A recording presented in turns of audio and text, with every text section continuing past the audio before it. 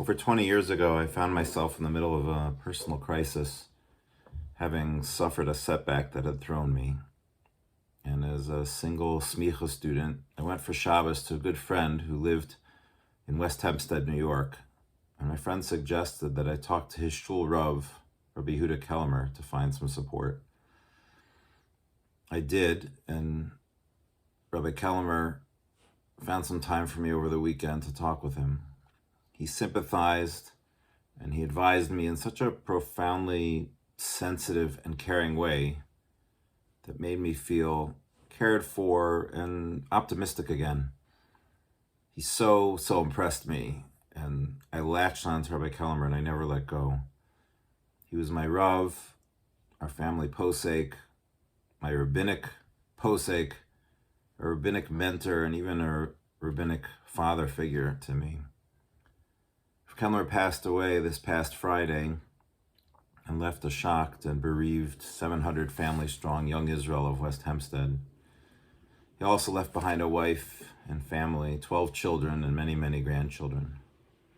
But he also left behind a family of rabbanim, of rabbis who consulted him for his psak, for his decisions, and for his wisdom, and I'm sure also just because they wanted the opportunity to talk to him in learning and otherwise.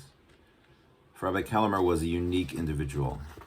Yes, he was the rabbi of a modern Orthodox shul, which he helped to grow to be the second largest young Israel in the United States, but he was also a world-class posek, decider of Jewish law, with incredibly broad shoulders.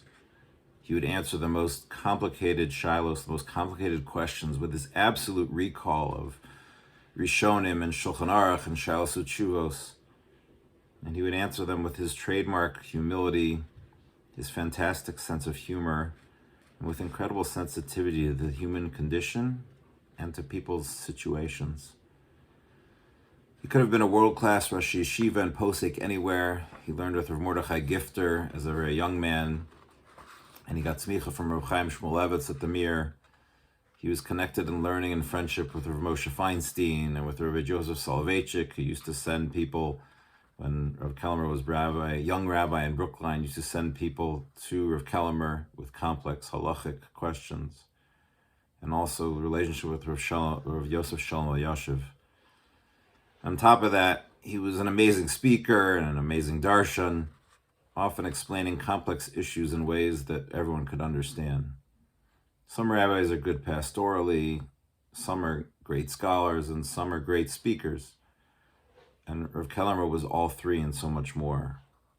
When I spoke to him, he spoke to me as if I was an equal. Like he was a rabbi and I was a rabbi. We were doing the same thing. When of course he was in a different world.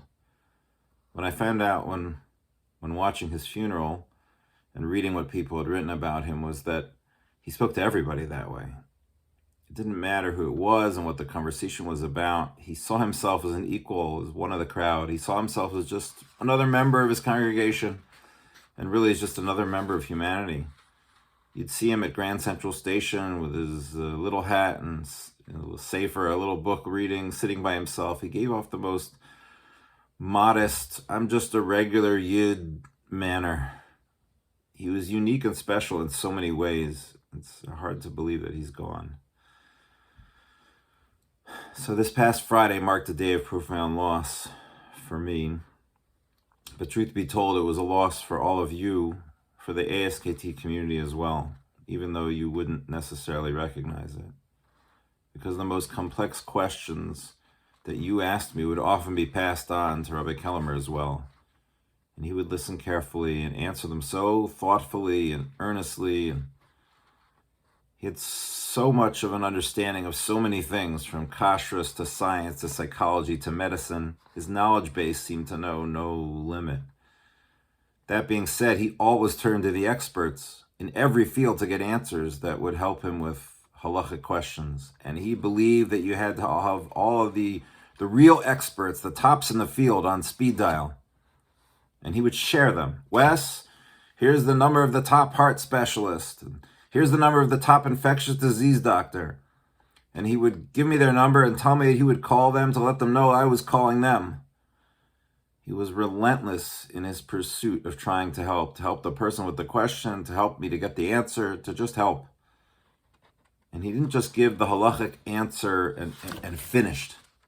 If the halachic answer would leave someone in trouble or distress or pain, he found another solution. He looked for ways to fix the problem. It wasn't about giving an answer, it was about helping people. In the beginning of Parshas Vayera, God sends Moshe with a message for the Jewish people that is so stirring and such good news.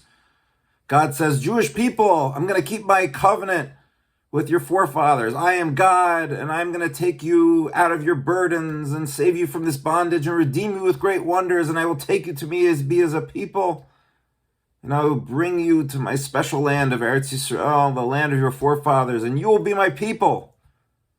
Moshe gets to be the bearer of such great news to the Jewish people. And he gets to deliver this wonderful news and message to the Jewish people, and they can't hear it. V'lo shamu al Moshe mikotza ruach me'avoda kasha. They couldn't listen to Moshe because of shortness of spirit and crushing work. The Jewish people couldn't hear that there was good news. When someone's spirit is crushed, they can't absorb the good news. When I think about Kotza Ruach and Avoda Kasha, I think about how I felt when I first went to see Rav Kellemer. My spirit was crushed. And he lifted me up somehow, and I didn't feel so crushed. I was talking to a good friend of mine about Rabbi Kellemer, and he told me a story. He was in a very dark, dark place. That he had done things that were out of character for him, and he was feeling like he had no way back. But he went to talk to Rabbi Kellemer, and Rabbi Kellemer helped him. When explaining how he helped him, my friend said that what was so special about Rabbi Kellemer was that he didn't look at any person, he didn't look at my friend differently, despite knowing the things that he had done. He saw him as the same person that he was before, just a person with a crushing weight on his shoulders that needed lifting. Rav Kellemer saw the best in every person and praised them, highlighting their best characteristics and strengths. In his non-judgmental, empathic, helpful way, Rav Kellemer gave people hope that things could get better, that they would get better. Moshe Rabbeinu does not succeed at first in getting the Jews to hear the good news, to feel hopeful, to feel that they had a way forward. It's not until next week's Parsha, until Parshas Bo, where we see the people accepting the good news from Moshe and moving forward. When they are told the good news again of the Exodus and told that all they have to do is take a sheep, God of Egypt, into their homes and wait to slaughter it for 5 days, they don't fail to hear. And they don't say, are you crazy? Take a sheep? What will our masters say? They're no longer crushed of spirit. It says, Vayikoda am vayishtachavu. They kneel, they bow their heads. Vayochu vayasu b'nei Yisrael kasher tziva Hashem es Moshe v'Aaron ken asu. They went, they did what God had commanded Moses and Aaron to tell them to do. What's the difference between our Parsha, when Moshe told them the good news, when they couldn't even hear it, and in Parshas Bo, when they accept it and get busy being brave and moving forward? One answer certainly could be the Jews had seen the 9 plagues, and they perhaps have had a break in their slavery during this period of time. But I'd also like to suggest that perhaps Moshe's approach was now different. When he was speaking to them the first time, Moshe was a man who had grown up in the palace, and Moshe had been living in Midian and not experiencing the abuse of Paro. But after grappling with Paro through all the plagues and suffering the indignity of being thrown out of the palace by Paro forever after the last plague, Moshe can relate a little bit to what the Jews have been putting up with and living with. Moshe sees himself as one of them. And that gives the people courage and hope. When another person can see your pain, can feel your pain, and judge you favorably, that's a person that you're willing to listen to. And that's a person who can give you hope. Rav Kellemer was an amazing man and mentor, and I am incredibly blessed for having been able to spend so much time speaking with him. And I am profoundly saddened by his passing.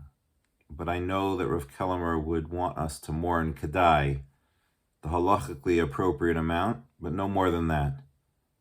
Rav Kellemer was a multifaceted individual, but I choose to highlight this aspect of his life.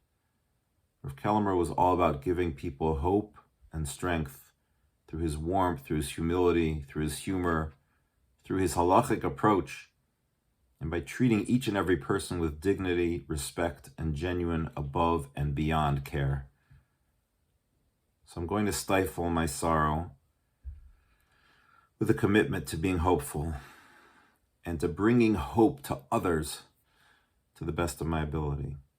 We are living in a time that has had a lot of darkness, a lot of shortness of spirit and crushing work, but there are many hopeful signs as well. So I would encourage us to take a lesson from a truly great man, Rav Yehuda Kellemer, Zecher Tzadik Levracha, and to find hope and share hope wherever we go. Wishing you a wonderful Shabbos.